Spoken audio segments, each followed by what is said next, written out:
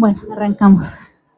Buenas tardes, bienvenidos a esta presentación. Se trata del libro Inteligencia Natural, Conversaciones sobre Biodiversidad, entrevistas y edición de Jorge Pinzón Salas, que nos acompaña en esta charla. Esta es una edición bellísima, esperamos que conozcan la colección Seneca de la Universidad de los Andes, está allá al costado izquierdo. Es una colección muy bonita, entonces los invitamos a que conozcan esta colección. Voy a brevemente presentar a nuestros invitados. Voy a empezar por el moderador y el escritor Jorge Pinzón Salas. Él estudió literatura y ejerce el periodismo con especial énfasis en la cultura y el medio ambiente. Fundó y dirigió durante 10 años la revista Cartel Urbana. Es autor del libro Grafiteros, historia oral de la escena bogotana que redefinió la ciudad, edición del 2024, un libro que se ha vendido muy bien. Quisiera que también lo conocieran, entonces cuando termine la charla pueden pasar por el stand y ver este maravilloso libro que escribió Jorge. Y además ha publicado sus crónicas y reportajes en varios medios de comunicación. Jorge, muchas gracias por acompañarnos, por estar aquí presentando este libro y por este nuevo libro, proyecto editorial tuyo. Muchas gracias. Además que es un libro... Gracias. Es un libro que hemos tenido que reimprimir, el público ha estado fascinado en Cali, ya tal vez Juan Armando nos contará. Llevamos estos libros a Cali a la COP16 y pues bueno, fue un éxito impresionante. También nos acompaña la profesora Adriana Sánchez Andrade. Adriana estudió biología en la Universidad de los Andes, es PhD del Wake Forest University y actualmente es profesora titular y directora del programa de biología de la Universidad del Rosario, donde coordina un semillero de investigación sobre ecología de plantas tropicales.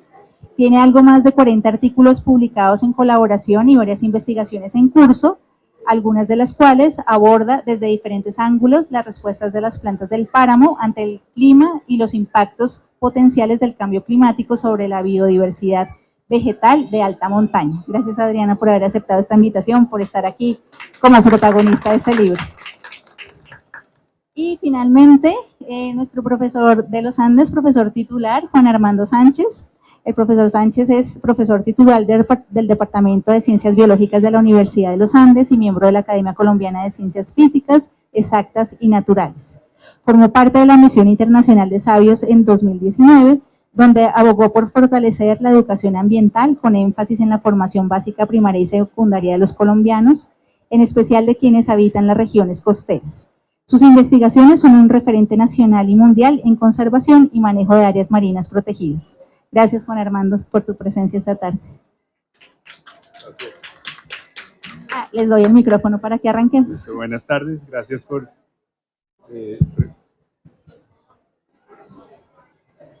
acompañarnos a todos y a todas. Sí, así, o me lo pongo mejor. Sí, más fácil. Lo vamos a turnar. Gracias por acompañarnos. El año pasado, quiero empezar por ahí, el año pasado encontré un informe que me llamó mucho la atención de la Universidad de Cambridge sobre la pérdida de la biodiversidad.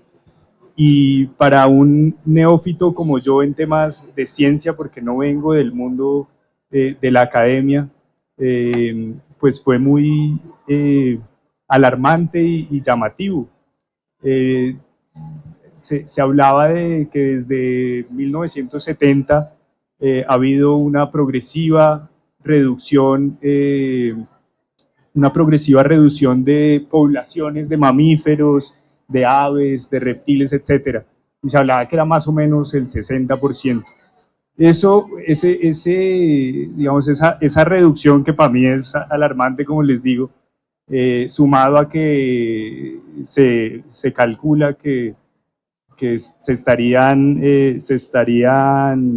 desapareciendo 1 millón de especies animales y vegetales, me llevó a pensar como otras veces mi trabajo periodístico, en la necesidad de unir los dos mundos de la ciencia y del público general, que tradicionalmente, y ustedes lo saben mejor que yo, ha sido, pues ha existido una brecha y un divorcio bastante marcado.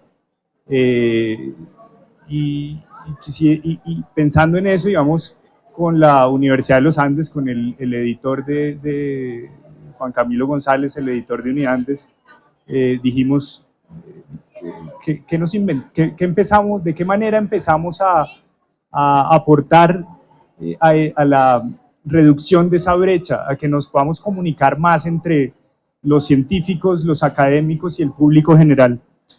Por esos días empezaba ya a hablar de Colombia como la sede de la COP16 en Cali, de la COP16, no, 16, de la COP16 en Cali, y dijimos, bueno, digamos, ese es un momento oportuno para imaginarnos un diálogo de varios académicos y de activistas ambientales también alrededor de la biodiversidad. De manera que pensamos en una selección de algunas personas de la ciencia de la academia en Colombia. No queríamos que fuera un libro solamente académico ni técnico, sino que ojalá tuviera otras miradas, indígenas, líderes de la sociedad civil, y así fue como nació, digamos, este libro, Inteligencia Natural, diálogos o conversaciones mejor sobre biodiversidad, con 7 personajes de la academia y del ambientalismo. 2 de ellos están acá, nos acompañan, y son Juan Armando Sánchez y Adriana Sánchez Andrade. Y quisiera pues agradecerles por haber hecho parte del libro, haber aportado con sus reflexiones, con que nos hayan podido explicar un poco sobre sus hallazgos, su trayectoria profesional. También, y era algo importante para nosotros, que el libro pudiera contener un poco de la vida de un biólogo, ¿no? Que hay detrás de su curiosidad, cómo se cultiva una curiosidad, cómo nace una pasión alrededor de la biodiversidad. Todo, como les decía, pues enmarcado en el preámbulo a la COP, y por ahí quisiera comenzar entonces preguntándole a Juan Armando, que estuvo activo en Cali, de qué ha servido, de qué sirvió, y de qué manera servirá el hecho de haber sido Colombia sede de la COP16, si irá más allá de un gran evento que recordaremos siempre, o si habrá aportes significativos para la investigación alrededor de la biodiversidad en nuestro país. Bueno, Jorge, primero que todo, muchas gracias por esta invitación y por incluirme en el libro. O sea, que lo pongan a uno en paralelo con Brigitte Baptiste, con Germán Andrade, o sea, yo la verdad que pues bastante agradecido, impresionado. Y el producto pues además es bellísimo, es fácil de leer, o sea, diferentes llamados para el mismo hilo conductor, ¿no? Pues que es esa desconexión que tenemos con lo natural, y cómo entre todos logramos pues devolver eso, ¿no? Ese es nuestro gran desafío, el gran desafío de las nuevas generaciones, y creo que lograr aportar ahí un poquito pues fue fantástico. Bueno, no, la COP16 fue para mí una cosa, o sea, inolvidable, no se los voy a mentir. Yo mi primera charla que tuve que estar en un panel en la Cámara de Comercio en la zona verde. Yo solo fui a la zona verde, pero me encantó. Me parece que la zona verde fue lo mejor de la COP, porque pues fue compartir con la gente, fue abrirnos completamente. Aquí no hay nada que esconder, aquí eso es una realidad de todos. Entonces la zona verde era eso. Entonces salía la gente de una charla y yo entraba y salieron 30, eran todos hombres, casi todos eran de brasileros, indígenas, casi todos vestían un blue jean y plumas en la cabeza. Y eran, o sea, el cuerpo de personas que se la pasan en un gimnasio o algo así, pero eran pescadores, cosas así. O sea, de verdad que yo dije, oye, o sea, fue impresionante. O sea, yo nunca he visto gente así, todos saludaban y no sé qué, y hablaban en portugués. Sí, fue muy interesante. Entonces uno se encontraba con ese tipo de diversidad también. Y bueno, digamos que la ciudad estaba súper bonita, todo el mundo estaba enchufado con eso. O sea, es decir, todo el país debería hacer algo así de vez en cuando, ¿cierto? Háganme cuenta, Cali se volvió esta filbo en biodiversidad por todas partes. O sea, la verdad me encantó. Por otro lado, en otro día me invitaron al Valle de Lili, donde queda la Universidad Libre, a dar una charla con otros miembros de lo que fue la misión de sabios, que nos tenían bastante olvidados, pero nos invitaron otra vez. Y bueno, llegamos ahí cuando vemos un auditorio espectacular nuevo de la Universidad Libre. Habían casi 3.000 personas ahí. Yo quedé totalmente como, no puede ser que vamos a hablar ante 3.000 personas, pues era como la mitad de la universidad ahí, y fue impresionante porque pues dimos unas charlas muy cortas, después hubo un concierto que se llamaba el Concierto Cerebro, con uno de el director musical de la Filarmónica estuvo, no, o sea, es decir, yo quedé, además el jardín de la Libre, estaban estas flores, las famosas en el Caribe, la plumeria, esa la flor que se ponen acá, lleno de eso. Yo decía, no, esto es un sueño. O sea, la verdad que fue increíble, digamos. Nosotros estuvimos en el Museo Departamental de Historia Natural, sitio espectacular que tiene un esqueleto, una ballena así gigante, una ballena jorobada. Y pues teníamos una actividad bastante fuerte ahí, y este libro, pues digamos, era lo estábamos dando, obsequiando. Entonces digamos que fue muy interesante pues poder mostrar eso. En ese lanzamiento estuvo Brigitte, ¿no? Y estuvo creo que la rectora de la Universidad de los Andes. Y pues bueno, o sea, si me preguntan por la COP16, pues fue una cosa así como un hito de los que trabajamos en la parte naturalista, en la biodiversidad. Y hoy en día tenemos esa nostalgia porque pues como que todo pasó y no queríamos que eso pasara, como que se olvidó muchas cosas. Y no sé si percibiste que el cambio geopolítico internacional, nacional, pues no ha sido el mejor para la situación que esperábamos después de la COP. ¿Qué piensas tú de eso? De lo que acaba de plantear Juan Armando sobre el cambio geopolítico, el contexto en el que estamos con la llegada del gobierno Trump y claro, la problemática qué pena. la problemática, digamos, con el medio ambiente. Es que no se te oye lo bueno más ya. Hay muchos ruidos. Entonces, pues claramente estamos en un momento geopolítico muy complicado porque si bien Estados Unidos no es la única fuente de financiación para proyectos que tienen que ver con biodiversidad, sí ha sido típicamente el mayor financiador. Y de la plata que se tenía pensada de USAID, que típicamente también apoyaba algunos proyectos relacionados con medio ambiente, se cortó más o menos al 3%, es la proyección que tenemos de fondos de USAID para apoyar temas relacionados a medio ambiente y biodiversidad. Entonces, como dice Juan, veníamos de un subir, la biodiversidad venía como con ¿cómo se dice esto? Como con fuerza, ¿verdad? En onda, como ganando más y más ímpetu, pero con esto, claro, hay como una desazón, una desaceleración alrededor y como mucha incertidumbre de qué va a pasar con fondos relacionados a biodiversidad. Entonces, pues seguimos teniendo posibilidades con otro tipo de socios, de colegas también en Europa, pero lo que ha pasado en Estados Unidos es importante porque muchos fondos también venían a través de NSF, de proyectos en colaboración con colegas norteamericanos, pues estadounidenses, y si se frena, ¿verdad? Como toda esta onda que iba creciendo, pues sí sentimos como en cierto modo una amenaza o un impacto negativo frente a las investigaciones relacionadas a biodiversidad.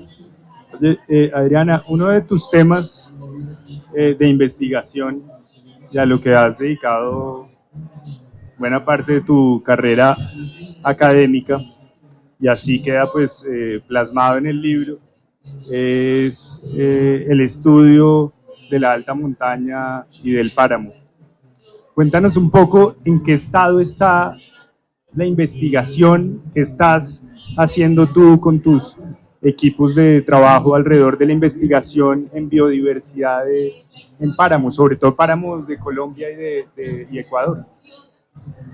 Bueno, pues yo diría que el páramo es un ecosistema muy privilegiado en el país. Siempre ha sido como, desde hace muchos años, es un ecosistema estratégico, es un ecosistema en el que el país ha visto un lugar muy estratégico, entonces se han financiado varias cosas alrededor de páramo. El páramo nos queda acá al lado de Bogotá y de ciudades grandes, pues como Medellín, incluso también desde Medellín se hacen investigaciones en páramo, entonces ha captado históricamente muchas investigaciones, mucha gente interesada en biodiversidad.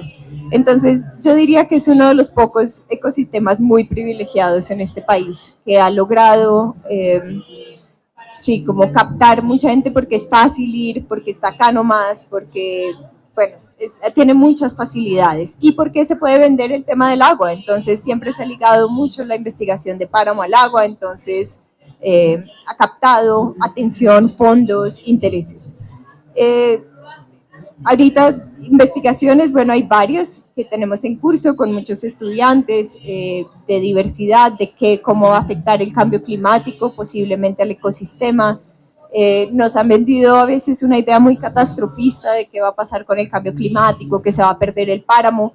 Nosotros creemos que no del todo, de las investigaciones y resultados que tenemos, difícilmente se va como a borrar todo el ecosistema, solo yo creo, basado en los resultados que tenemos, que se van a volver más comunidades mixtas, que tal vez la identidad de ecosistema, como acá está el páramo, acá está el bosque, etcétera, eso empiece a cambiar a medida que progrese el cambio climático. Y tenemos mucho interés también de aunar fuerzas, porque históricamente, o bueno, por varias razones, los investigadores estamos como enfocados en nuestros temas, en nuestras cosas, y si estamos en academia, pues nos toca dar clase, tenemos temas administrativos, hay un montón de otras demandas, que es muy difícil salir de nuestro nicho y conectarnos con otros investigadores, con gente que está haciendo cosas en otros lugares. Entonces, lo que estamos tratando de organizar es cada vez más eventos en páramo. Entonces, el año pasado organizamos un congreso internacional en Ecuador. Este año tenemos un simposio internacional acá en junio. El año antepasado teníamos otro evento en páramo. Entonces, tratando de crear como una inercia en el que diferentes investigadores de diferentes países, pero un foco en Venezuela, Colombia y Ecuador, donde tenemos más páramo, que nos unamos y empecemos a hablar de los ecosistemas de alta montaña, pero como somos ambiciosos, no solamente queremos el páramo, queremos todos los ecosistemas altoandinos de toda la cordillera de los Andes, de los 7 países andinos. Entonces estamos trabajando en una propuesta de crear un panel científico para los Andes, donde reunamos muchos saberes, un trabajo interdisciplinar, porque claro, los científicos como biólogos o personas que están trabajando alrededor del medio ambiente, tenemos un saber muy específico y es muy interesante, pero nos toca conectarlo con la sociedad, nos toca empezar a hacer lazos con personas que trabajen en derecho, con economistas, con sociólogos, antropólogos, etcétera. Entonces, estamos tratando de crear este grupo para realmente tener, ojalá, un impacto en la política pública, porque sabemos mucho los científicos, sobre todo en academia, pero llegar a incidir a la política es bien complicado ese salto, ¿verdad? Entonces estamos tratando de crear esta inercia para ojalá poder tener una voz frente a decisiones de carácter político. Gracias.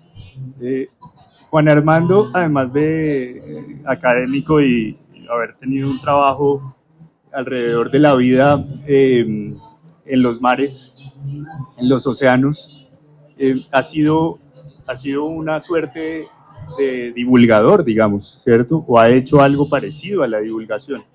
En su libro ¿Por qué dependemos de la biodiversidad? Plantea una paradoja que me parece interesante. Somos el segundo país más biodiverso del mundo, pero no conocemos suficientemente nuestra riqueza natural.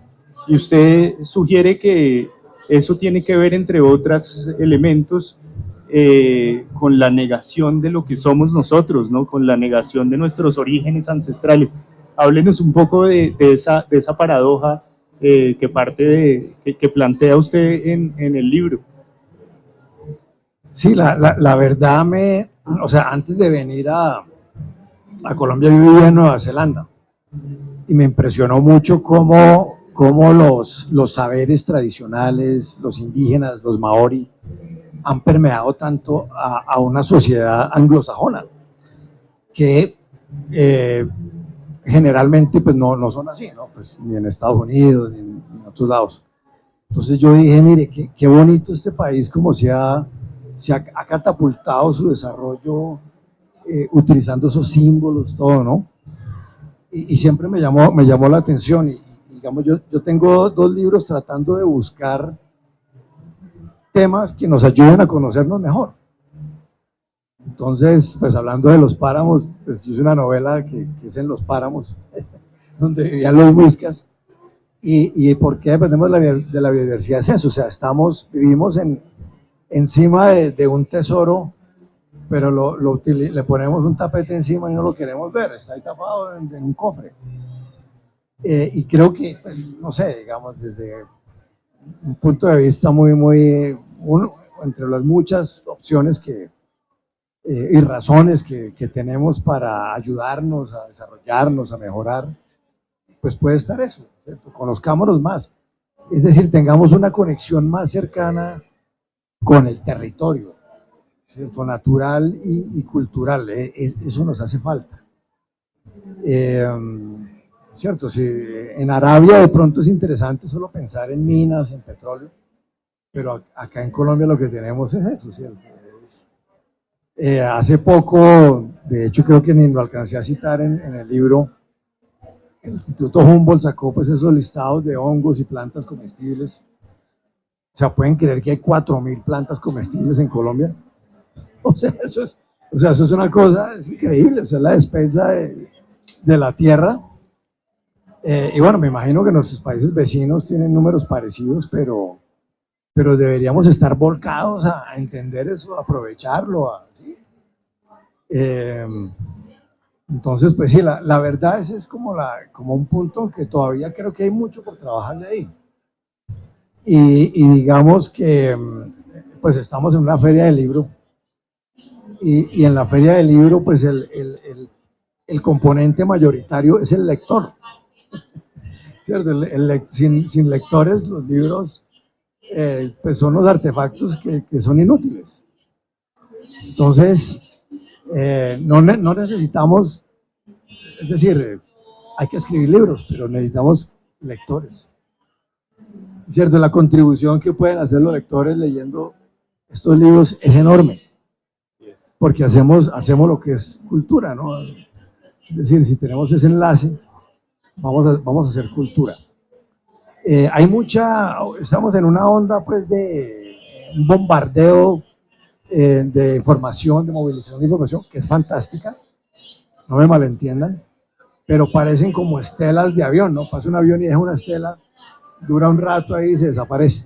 Entonces, no, que encontramos esto, no, que encontramos otra cosa, no, que no sé qué, pero no hay cultura, o sea, son como estrellas fugaces. Y yo creo que los libros quieren poner ese hilo conductor, esa comunicación con los lectores y hacer cultura, ¿sí? Yo creo que por eso estamos sentados acá, porque ustedes y nosotros, gracias por acompañarnos de hecho, estamos conectados con eso, ¿cierto? Con hacer una cultura, con conocernos más y con hacernos mejores cada vez. Gracias. Y Adriana, tú planteas en la entrevista del libro otra paradoja relacionada con la biodiversidad, y es que nos preciamos de ser un país megadiverso, pero al mismo tiempo no hemos logrado construir, y lo mencionabas de alguna manera hace un momento, políticas públicas alrededor de la financiación de la investigación. Esa es otra paradoja, ¿cierto? Desde las altas instancias del Estado siempre está el mensaje del país diverso que tenemos, y al mismo tiempo pareciera no haber, o pareciera no, evidentemente no hay una financiación suficiente en lo que tiene que ver con la investigación alrededor de los recursos biológicos del país, ¿no? Y de nuestros ecosistemas. ¿Qué podrías decirnos de esa paradoja? ¿Cómo la ves? ¿Cómo la analizas?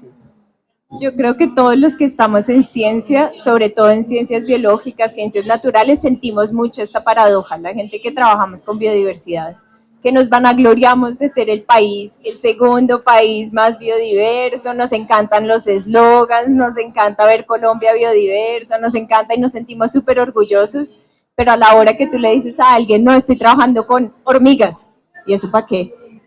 O estoy trabajando con, no sé, investigo plantas, ¿y eso para qué le sirve a los humanos? Entonces, hay algo muy raro de este como orgullo que tenemos con la biodiversidad, pero al mismo tiempo no saber reconocer que tiene una importancia o tiene una relevancia per se. O sea, por el simple hecho de que uno tenga curiosidad de otra especie no humana. Para mí eso es como muy raro, que cuando en mi doctorado yo decía, no, trabajo con plantas y hormigas, y me decían como, ¿quién trabaja? O sea, ¿para qué? Pues alguien que no estuviera en biología, ¿no? ¿Eso para qué le sirve a los humanos? ¿Eso cómo se monetiza? ¿Eso cómo, quién le da plata a este tipo de proyectos?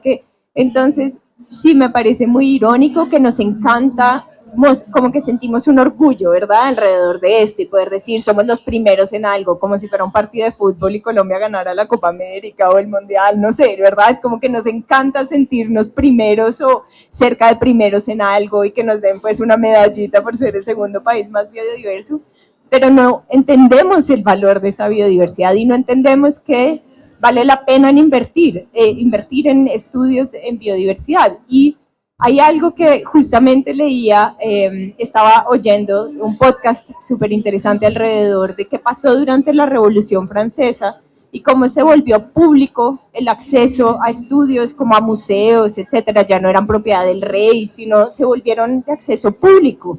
Como que los estudios de la naturaleza ya no eran privados, sino públicos, y había una apuesta de la nación emergente francesa a apostarle a lo incierto, apostar a unos estudios que tal vez no tenían un retorno económico inmediato, pero que tenían un valor per se. Fuera que fueran a dar plata o no fueran a dar plata, había un interés alrededor de entender el mundo vivo. Y eso lo hemos perdido completamente. Es como todo el tiempo, incluso si uno ve los pocos fondos que hay en Colombia para hacer estudios, regalías, muchos tienen algo aplicado. ¿Qué es la aplicabilidad de esto? ¿Cómo uno lo convierte en un proyecto, no sé, de economía, de algo? Porque es como si estudiar la biodiversidad por sí sola no fuera suficiente. Y para mí eso es muy triste, porque los estudios que nosotros hacemos surgen de una curiosidad, de la curiosidad por el mundo vivo, y que ese esté desvalorizado solo porque no tiene un retorno económico inminente, me parece que justo como empezó Juan, pierde esta conexión del humano con la naturaleza, que no sea solo utilitario, que no sea como yo trabajo en esto solo porque me da un retorno, o solo porque me va a dar billete, o solo porque cuál es la inversión en esto y que podemos hacer una patente o no sé qué. Sí, como que todo el tiempo hay una idea detrás de esto, que puede o no puede tener retorno, pero no es menos o más válido porque tiene o no tiene retorno, ¿verdad? Y esa desconexión entre el humano y el mundo vivo es lo que me parece que está muy erosionada, porque está muy dependiente del dinero. Y esto como que, y claro, necesitamos inversión a ciegas en ciencia básica, pero ya casi ningún gobierno quiere hacer una inversión a ciegas que no tenga un retorno y un crecimiento en el PIB o algo como una invención tecnológica o algo así. Entonces, es como un llamado a reconectarnos, ojalá que pudiéramos como volver a esta conciencia de que el mundo vivo tiene un valor y que la curiosidad alrededor del mundo vivo tiene un valor, así no se pueda traducir en una ganancia económica. Gracias, eso me lleva a pensar un poco en la misión de los educadores hoy en día, ¿no? Ustedes, además de investigadores, son profesores y tienen que abordar sus temas de investigación con una generación muy particular, ¿no? Una generación que tiene que enfrentar retos importantes, que está recibiendo información constante, muy negativa sobre los cambios en el clima. Se habla pues desde hace ya bastantes años de la ecoansiedad en una generación que se asusta ante el bombardeo informativo que están recibiendo todo el tiempo sobre el estado del planeta. Y me genera mucha curiosidad saber cómo enfrentan ustedes en términos pedagógicos, en términos de comunicación con un público joven tan diferente a la generación de ustedes cuando estaban en sus pregrados o en sus posgrados. Pues hoy el contexto es completamente distinto. ¿Cómo hablarle a esa nueva generación? ¿Qué decirles? ¿Cómo mantener de alguna manera o en gran medida mejor digamos, una mirada un poco más optimista y menos fatalista sobre el futuro que se avecina, ¿no? Qué buena pregunta, me encanta esa pregunta. Bueno, digamos, en la educación superior estamos pasando por una transformación aceleradísima. Tenemos estudiantes supremamente capaces, pero que están pidiendo un tipo de pedagogía y de docencia diferente. Es una generación que maneja muy bien la tecnología, que sabe para qué sirve la inteligencia artificial, para qué sirven los diferentes instrumentos electrónicos, etcétera, y que quiere usarlos, ¿cierto? Entonces, de pronto, hace unos años uno decía, no, cierren todos los computadores, ¿no? Y se podía, ya no, o sea, eso ya está. Entonces, ellos están buscando es una conversación con gente más experimentada y quieren que los suelten para trabajar, quieren que les enseñen a aprender por sí mismos. Entonces, digamos que hace unos años de pronto les decíamos que era una generación que no sé qué, que quería todo ya listo, que eran muy delicados, y yo me he puesto a analizarlos y me parece que son supremamente capaces y son afortunadamente capaces de responder a esta crisis. Entonces, digamos que sí, exacto, si me pongo a mostrarles, no sé, como por dar un ejemplo, uno pone una presentación de PowerPoint con gráficas y no sé qué, y si de repente yo cambio la técnica y pongo una foto y me pongo a hablar, yo veo más ojos que se despegan de los teléfonos y quieren escucharme. Entonces, están abiertos a esta conversación. El contenido está por ahí. El contenido es accesible, ya está. O sea, es decir, tenemos una transformación tecnológica sin precedentes y estamos haciendo una reingeniería de todos estos procesos porque ya llegó. Entonces yo creo que el conocimiento lo tenemos, la forma de que todo el mundo lo tenga acceso a él también. Necesitamos es una nueva conversación intergeneracional para buscar las soluciones, ¿no? Y digamos que creo que a los educadores nos llegó el mayor reto que hemos tenido, ¿sí?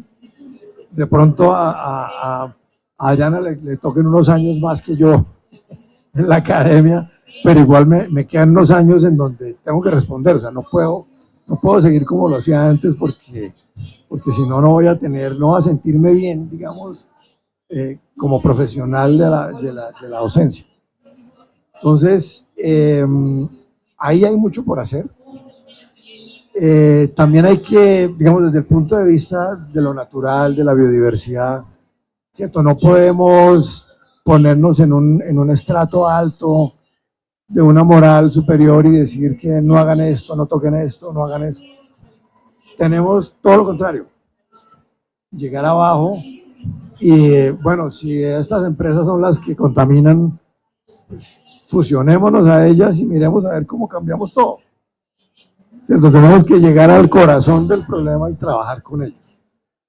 Quejarnos no sirve, decir que el planeta pasó los límites y no sé qué, no sirve. O sea, miles de relatos no han funcionado. Entonces, lo que yo creo es que necesitamos esa conversación con nuestros estudiantes, con las empresas, es decir, aquí no hay enemigos, aquí todos estamos en lo mismo, todos queremos el bienestar, ¿sí? Nos falta es conversaciones. ¿Qué nos dirías tú sobre ese tema? Hay mucho para decir, pero en general, como construyendo sobre lo que dice Juan, a mí me parece que el discurso catastrofista pues no va, o sea, ¿de qué sirve como decir apaga y vámonos? Pues como que tenemos que tratar, y como cuando estoy mucho con jóvenes, hay como pues enseñando, me gusta mucho, hay como todavía esperanza y hay ganas de hacer cosas y hay como deseo y hay curiosidad y todo esto no lo podemos como apagar solo porque parece que las cosas pues, no van bien, ¿verdad? En muchos sentidos las cosas no van bien, pero todavía hay muchas cosas por hacer. Y justo el humano lo que más tenemos es como esta capacidad increíble de darle la vuelta a las situaciones. Entonces creo que el ambiente de la academia, de lo que hacemos, tiene que ser un poco como, bueno, arremanguémonos las mangas, pues sí, como subámonos las mangas y hagámosle, porque tenemos que empezar a trabajar más en conjunto, como dice Juan, con el sector público, privado, con interdisciplinar también. Me parece que es muy clave que no, los conocimientos aislados cada vez van a ser como tendrán su nicho, pero para los problemas que enfrentamos hoy en día necesitamos trabajar con diferentes saberes. Entonces, me parece que un poco el rol de la academia está cambiando, estoy completamente de acuerdo con Juan, y pensar que la academia es igual a lo que teníamos en 1800 o 1900, definitivamente no podemos seguir pensando que la academia pues, que formamos o que contribuimos al aprendizaje de los estudiantes de la misma forma. Me parece que no es la realidad. Me parece que tenemos que cambiar muchos de cómo funcionamos al interior de las universidades y que debe ser más transversal. Por mucho tiempo fue muy jerarquizada la academia, ¿verdad? Y había como el profesor que tiene todo el conocimiento y percolaba a los estudiantes más o menos todo ese conocimiento. Creo que otra vez construyendo sobre lo que entendí que dijiste, Juan, el profesor es un modelo, es alguien que tiene un poco más de experiencia, pero el conocimiento ya es muy accesible porque está toda la inteligencia artificial. Entonces, más bien, ¿cómo hacemos para redireccionar todo este conocimiento para poder aplicarlo a la solución de problemas? Porque al final necesitamos solucionar muchos problemas y pensar cómo solucionamos muchos de estos problemas. Entonces, creo que hay algo alrededor de romper algunos esquemas. La interdisciplinariedad suena muy linda, pero en la forma en la que está construida la academia ahorita no es tan fácil hacer interdisciplinariedad. Entonces, ¿cómo hacemos para, en verdad, empezar a tender puentes entre saberes, entre formas de trabajar, entre sectores que por mucho tiempo se han considerado muy separados, como la academia, la industria, etcétera? ¿Cómo hacemos para unar fuerzas? Porque pues si el barco se hunde, nos hundimos todos, ¿verdad? Entonces, ¿cómo hacemos es para remar juntos? Bueno, muchas gracias. Quisiera volver a un tema pues tan importante en la carrera académica, científica de Juan Armando, que es la vida en los océanos.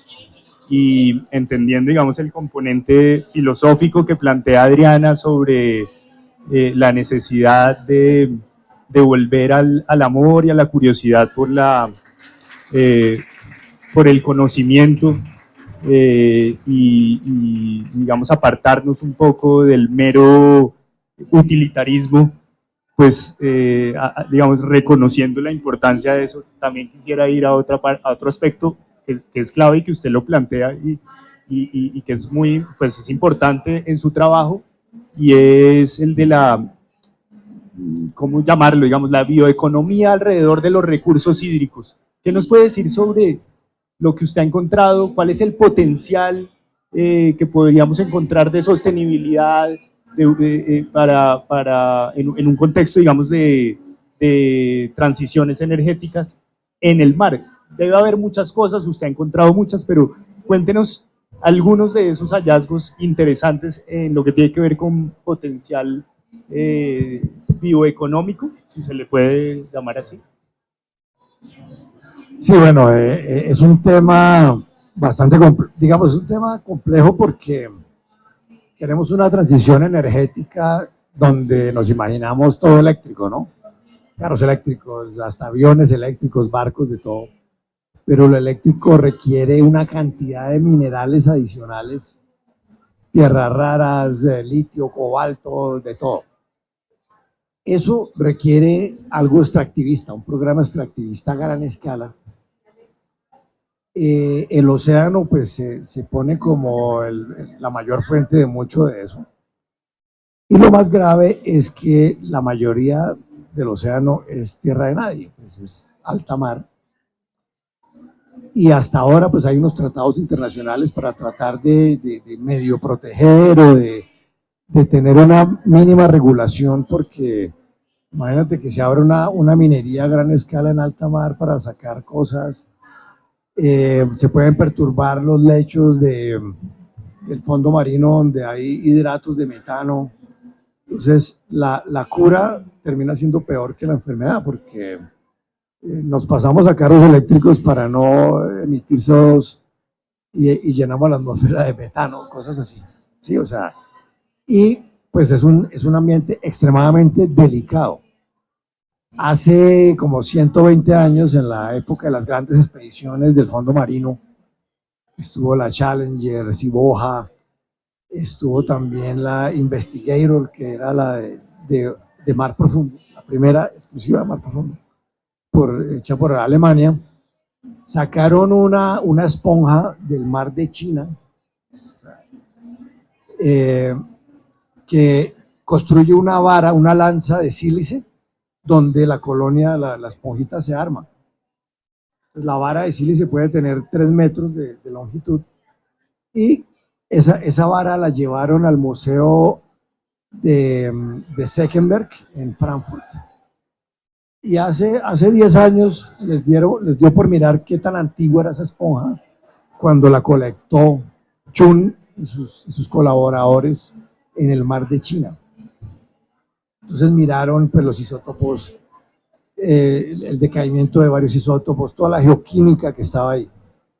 La esponja, cuando la colectaron viva, tenía 12.000 años. Entonces imagínense hacer minería del fondo marino, que es mandar un bulldozer a subir sedimento, y en un barco miran a ver lo que les sirve y botan el resto, ¿sí? Imagínense hacer ese tipo de minería donde hay organismos que hace 12.000 años nadie los ha tocado, ¿sí? Cuando no conocíamos esto, por ejemplo, en los deliciosos fish and chips, que son tan comunes en Inglaterra y en Canadá, en Nueva Zelanda, Australia, uno de los peces preferidos es el orange roughy, un pececito de aguas profundas, pero que pues, hacer una pesquería a esa profundidad pues me parece muy sostenible. Entonces miraron de cuántos años eran los peces que estaban consumiendo. Tenían 150 años y alcanzan su madurez sexual a los 30, 40 años. Entonces seguir con eso era acabar esa especie, pues. Entonces, es decir, o sea, para nosotros es alarmante pues que venga esa tendencia. Yo pienso, por ejemplo, en los biocombustibles. Alguna vez sacaron un libro que decía, ¿quién mató el carro eléctrico? Bueno, ¿quién mató los biocombustibles? Porque yo puedo hacer biocombustibles y usar los mismos carros que tenemos con 3 o 4 aditivos. Bueno, pues digamos, es una solución intermedia, pero está en ciclo con la captura de los gases, etcétera. Bueno, no sé. Entonces es un problema de gran complejidad y el océano pues está muy vulnerable, digamos, ante eso. Sí, eso es lo que creo, quedo muy preocupado. Bueno, uno de los elementos que queríamos tener en el libro y que espero se haya visto reflejado en Inteligencia Natural, conversaciones sobre la biodiversidad, era poder tener de alguna manera representantes de distintos ecosistemas, geografías diferentes del país. Por eso pues hoy quisimos invitar a una persona que ha trabajado los océanos y Adriana, como Juan Armando y Adriana, que ha trabajado en la alta montaña, pero también en los últimos años has trabajado en otro ecosistema al que le has puesto particular atención y que consideras, según lo mencionas en el libro, una región importante para poner en el mapa y darle mayor relevancia, que es la Orinoquía, la frontera agrícola, la llamada frontera agrícola del país. ¿Qué te ha llevado a interesarte en ese ecosistema, en esa región? Y cuál es la importancia para el país y de qué manera también podríamos poner la lupa allí, no solamente la ciencia, los gobiernos, sino la ciudadanía en su conjunto? La Orinoquía yo creo que es una de las regiones más olvidadas de Colombia. Desde hace muchos años se designó como que era la frontera agrícola, como dices, y que básicamente todo se valía, pues porque es puro pasto. Entonces, pues, ¿qué importaba? Cambiémoslo, volvámoslo palma, volvámoslo eucalipto, volvámoslo pino, soya. Hoy en día hay unos macroproyectos de cultivos de soya, arroz, caña de azúcar. Entonces es como un poco, se ha visto un poco como la despensa del país, y ese pues fue como se proyectó, digamos, la Orinoquía. Entonces, en la Orinoquía tradicionalmente desde que llegaron los españoles hemos tenido ganadería, y la ganadería convive bastante bien con estos ecosistemas que son pastos, son sabanas. No tenemos los animales que tiene África, ¿verdad? La macrofauna, así, elefantes, etcétera, pero tenemos una fauna interesante. Hoy en día también hay muchos proyectos turísticos en la Orinoquía, el safari colombiano, ¿verdad? Es fácil ver muchos animales, pero la idea de que la Orinoquía era la despensa de Colombia, pues ha llevado a una altísima transformación de esta región de Colombia. Entonces la Orinoquía es el Meta, el Casanare, Arauca y Bichada, para que recordemos por si no tenemos como en el mapa bien la región. Y la alta tasa de transformación, y ya hay varias personas levantando alarmas sobre lo que está pasando en la Orinoquía, lo rápido que se está transformando, lo rápido que estamos perdiendo los ecosistemas de sabana, y es muy irónico que estos ecosistemas, el ganado vive bien en estos ecosistemas, pero estamos deforestando la selva para poner vacas y estamos sacando las vacas de la Orinoquía para poner cultivos. No sé, hay algo muy raro de lo que estamos haciendo como con los ecosistemas, con esta presión también del aumento de la ganadería, exportación de ganado y demás. Y pues sí, al ver esas cifras nos preocupamos porque hay muy pocos estudios en esta región. Se dice que hay un montón de endemismo, que hay unas relaciones muy únicas en las sabanas, pero realmente casi no conocemos muy poco de la biodiversidad de las sabanas. También tenemos, ahí la legislación de Colombia prohíbe el uso del fuego, pero en una sabana donde hay pastos, generalmente el fuego ayuda a mantener la sabana. Y también los proyectos de bonos de carbono, pues la idea de vender bonos de carbono y ayudar a fijar carbono, entonces se están sembrando un montón de árboles en un ecosistema que son pastos. Entonces hay una gran cantidad de problemáticas que están confluyendo en esta zona, que como les digo, sabemos muy poquito alrededor de lo que ocurre. De verdad, yo de verdad creo que es una de las regiones más olvidadas del país, muy poco estudiadas.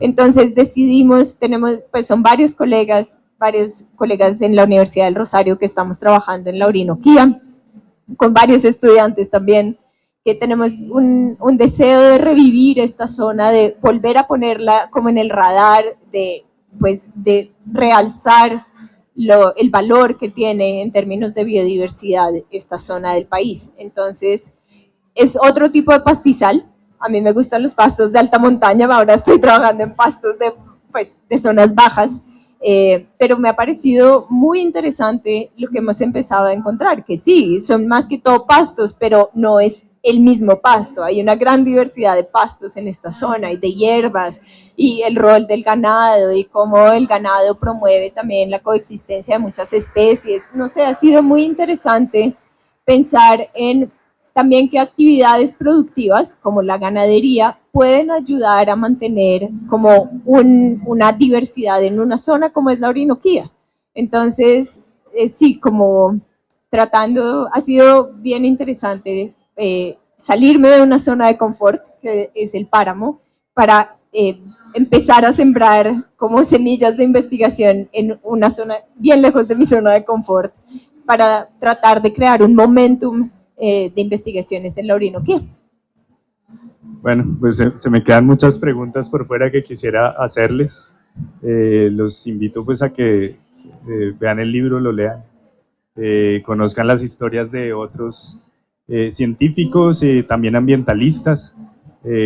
Fabiola Piñacue, por ejemplo, una indígena caucana con un trabajo muy interesante alrededor del uso de la coca. Calixto Suárez, un indígena arhuaco, que ha hecho un trabajo muy